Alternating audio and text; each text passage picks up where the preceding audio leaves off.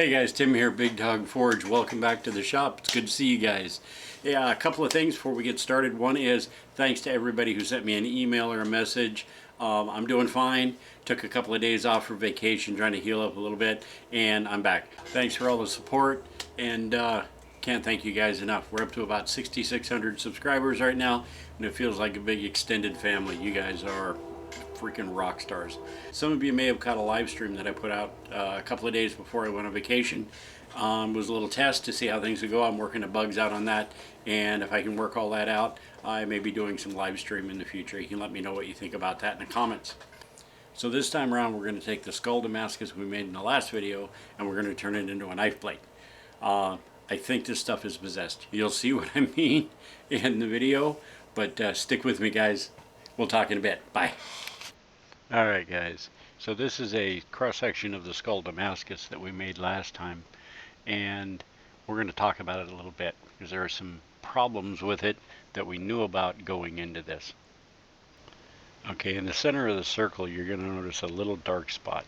So right there is a void that pretty much runs through the entire length of the bar. It's caused by the silver solder that was on the top of the shotgun barrels that I didn't remove. I left that little support in there to hold the eyes together, and I was hoping this wouldn't happen, but it did, so now we're going to have to deal with it.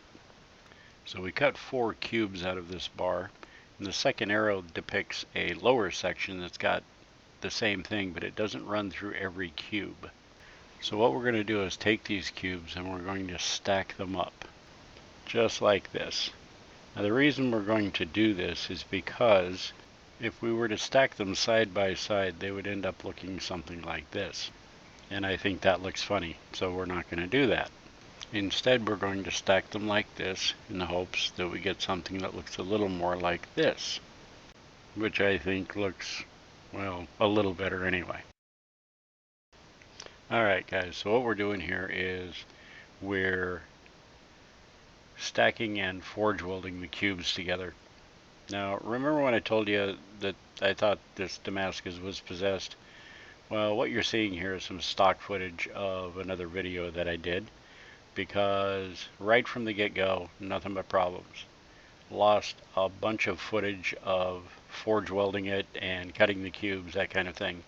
So just to give you an idea of how I forge welded this thing together, I put this in here as a representation.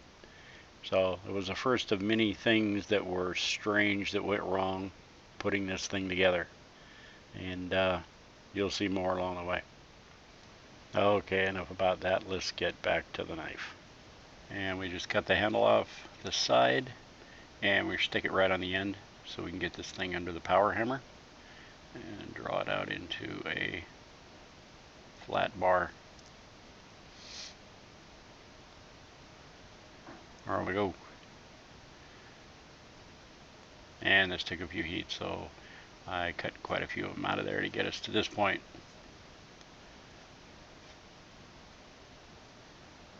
Alrighty, there you go. So if you look closely at this bar, you're going to be able to see some of the imperfections that are in it. It's 5/8 inch thick, so we'll be able to grind a lot of that out, but more on that in a little bit. Alright, let's move forward here. So what we're going to do is, this is more lost footage, and this is all that I had left after that. I'm telling you, this is the knife from hell. Anyway, this was a big industrial file, and we're knocking it down into a 5/8 inch square stock, and we're going to run it up both sides of that bar that we've got. We're going to forge weld it onto either side. It'll help stabilize any delaminations that we got going on in there, so we can sort of picture frame it, and this will be the spine and the cutting edge of our knife when we're done with it. I'm going to take it over to the power hammer and plenish it up nice and square, and it actually didn't come out all that square. It's a little bit diagonal, so we got a little work to do on it, but that's easily fixed. Alright, so we're going to cut this thing on either side I think I want to make it a little longer than that. Hang over a bit. You can always cut some off. Putting it back on is a little more difficult. Alright. So we got these things cut to length, but they don't set very flat, and they don't set up against the bar very well. So we're going to get them over to the little milling machine. You can see that diagonal on there. We're going to square these guys up. And we'll square up the edges of that billet that we've got going as well. So not to bore you with a whole bunch of silly surfacing on the milling machine, we're going to do this in high speed. There we go. We got the edges of the bar cleaned up. And there's our spine and our cutting edge. And we get these guys tacked up and get them into the forge. Get those forge welded onto that bar. So we had a little bit of a couple of little gaps between the forge welds on the cubes that we had stacked up, and this is going to reinforce that and just capture those skulls as we draw this out and manipulate it. And a lot of that's going to be done at forge welding temperature, so some of that may close up. I highly doubt it, but this is what we're going to do so we can keep moving forward. And when we get this thing under the power hammer, it's going to narrow those skulls. It's going to stretch them out and make them longer and thinner, which is a little bit of a look that I'm actually going for. Give them a little bit of a ghosty look.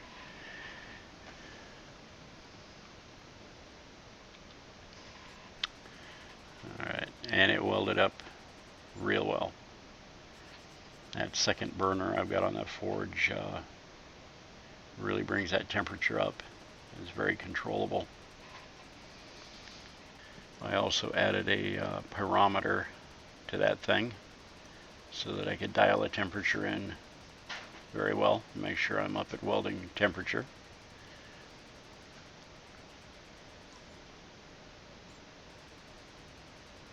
Okay, there's our welded bar, and it's got a high carbon steel on either side, an old file. And what we're going to do is we're going to face this guy off on the milling machine. A little easier than grinding it all off. Goes pretty quickly. And what I'm hoping to do is to, since we've got a 5/8 inch thick bar, is to grind through some of those imperfections and see how deep they go. Alright, we're going to see what this thing looks like at this stage. And here you go.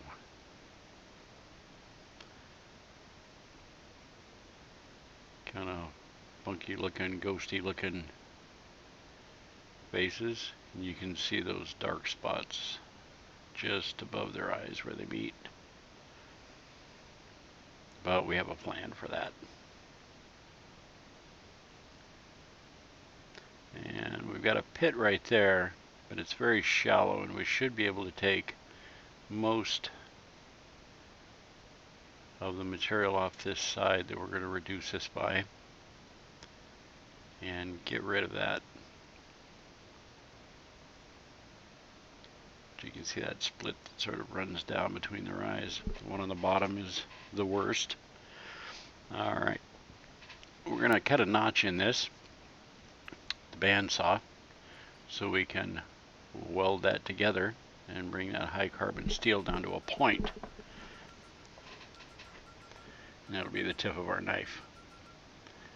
And it's going to distort that bottom skull a little bit, but it is what it is. We'll see how it comes out.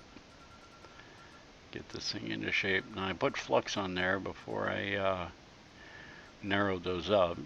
Got it back into the forge, refluxed it for this forge welding, and I did that a couple of times to make sure it was welded up really good. And that's actually one part of this project that went really well. I was very happy with the way that came out.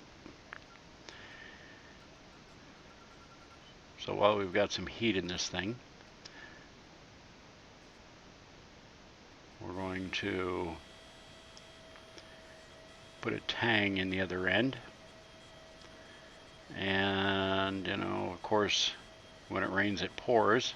I started the tang just at the bottom of the very top cube where it met the next cube with a skull on it, and it created a little delamination between those cubes that we'll have to deal with as well, but you'll see that here in a moment.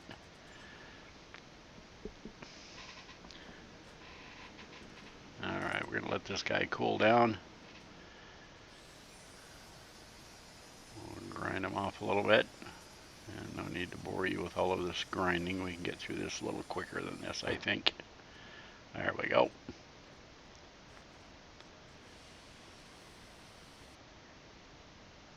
And then off to the grinder. And it was quite a bit of grinding here. Just trying to, had a very thick bar. Trying to pick and choose the sides to get most of the imperfections out of that. And at this point I was thinking to myself, if they're not gone yet, probably not going to go away. So you can see the shape there on the table. We're going to forge out to something like that, but you can see a lot better here where those delaminations run straight through to the other side. And that's the worst. They're not huge. There is a crack that runs right down between those shotgun barrels on all of these, and that's due to that silver solder that I did not clean out. And then this is where those two cubes, one was sitting on top of the other, and that delamination goes all the way through. So at this point I should probably just throw the thing away, but no, I want to abuse myself and cause a lot of work for me.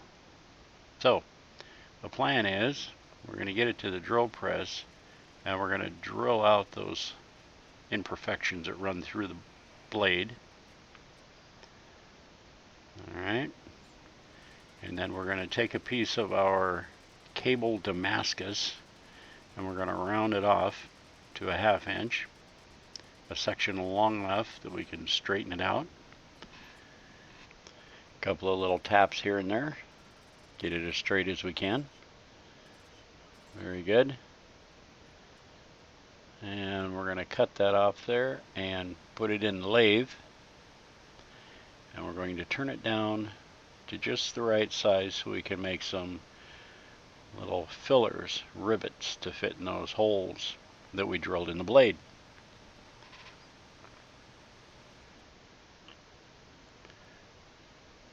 Check it with the mic there, make sure it's good. We made them just a little bit smaller. And we'll cut that thing into 3 sections.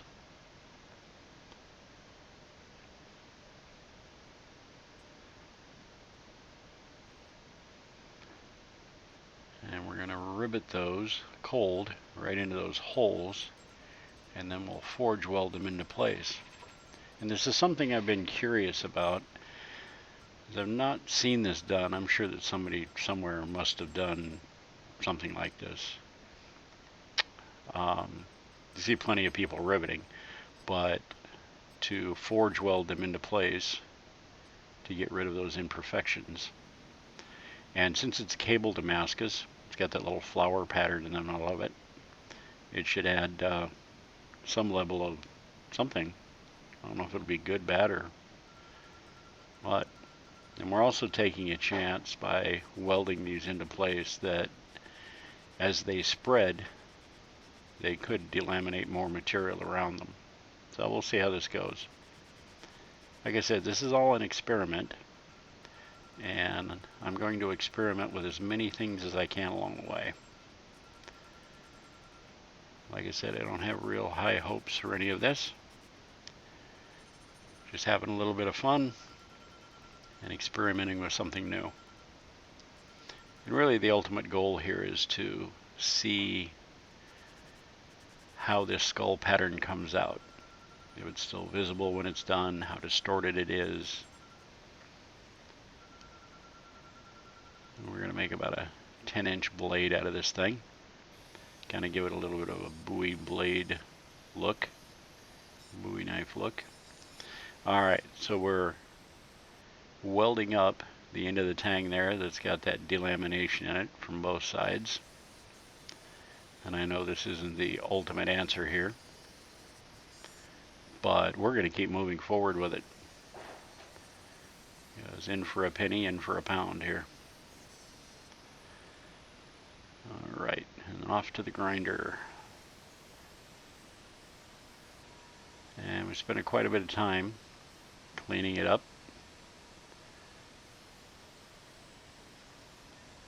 getting all that scale off. And I need to get those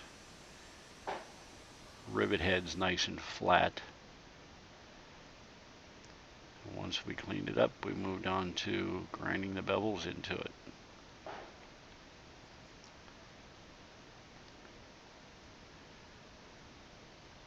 This was actually filmed with a new camera that I got. Little Activon thing. It's like a GoPro. It's a competitor. I picked it up fairly inexpensively. I wanted to give it a try. It's getting to be about 8:30 here right now on the 4th of July in the evening. And you're going to hear fireworks going off in the background. I apologize. But like I said before, America. Alright, this thing's starting to look somewhat like a knife. And I didn't see any delaminations or pits or anything around those pins that I put in there. I don't know what they'll do to the pattern. Give them a third eyeball. A third Damascus eyeball. Now I've got a little magnet down there on the side of the forge. And what I'm doing is normalizing these things, going through heat treatment, and it's not deep enough to take the entire knife at one time, so heat up one end, spin it around, try to get an even heat on it. And I did that 3 times, and I only showed it once here. And I'm heating up the tang so it doesn't draw heat from the rest of the knife as it's heating up. And we're going to heat up this blade and get it quenched.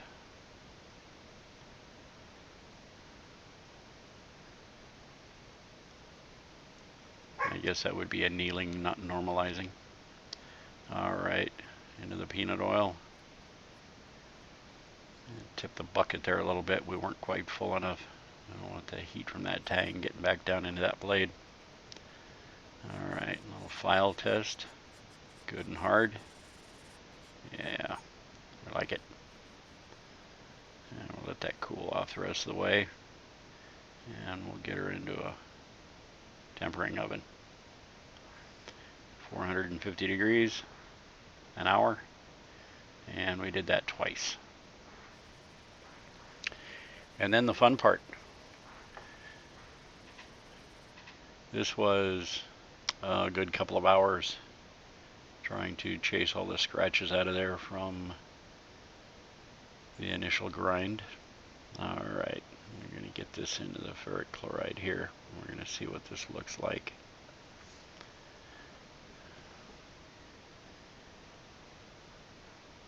Not too bad, not too bad.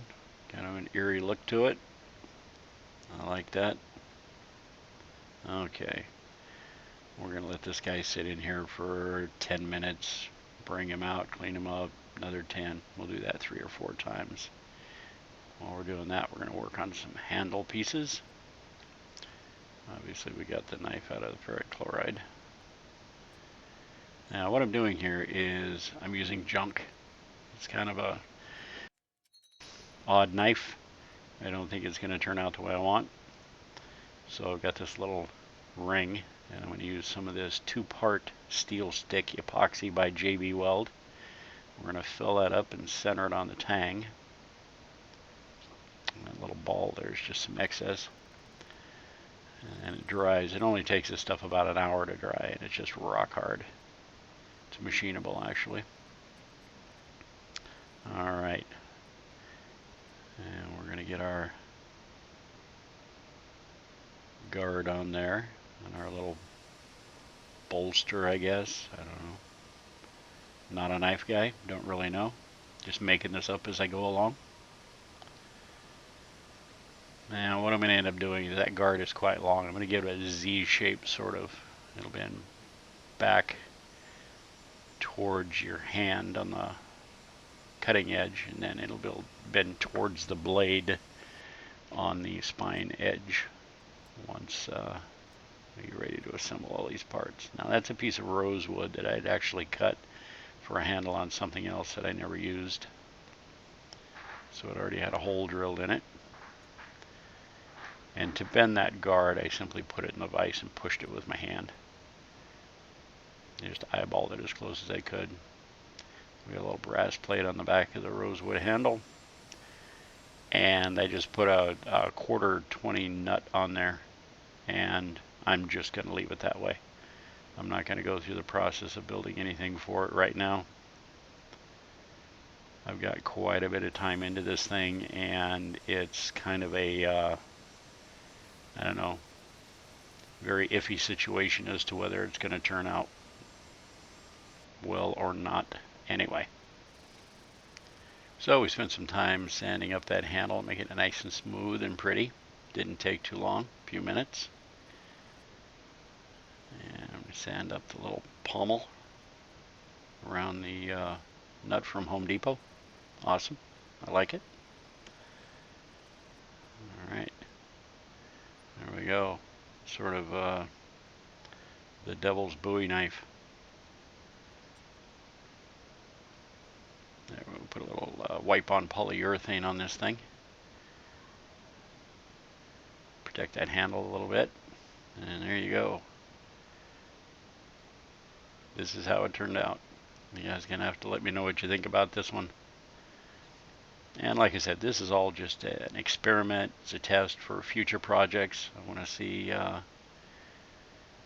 how this goes, what materials I shouldn't use, how the patterns manipulate, how the material works. And if I hadn't done this, I would never have known any of that. So whether the knife turns out or not, if it's got any splits in it or delaminations or whatever, is really immaterial. It's a learning process. So there you go, guys. I think we're going to call it done. Thanks for sticking with me, guys. I do appreciate it. So Big Dog and I wanted to say thanks for tuning in. Hope you enjoyed the video. And if you liked what you saw, why don't you give us a big thumbs up. And if you haven't subscribed yet, you might think about that. Thanks again from Big Dog Forge. Say goodbye. Thanks, guys. See you next time.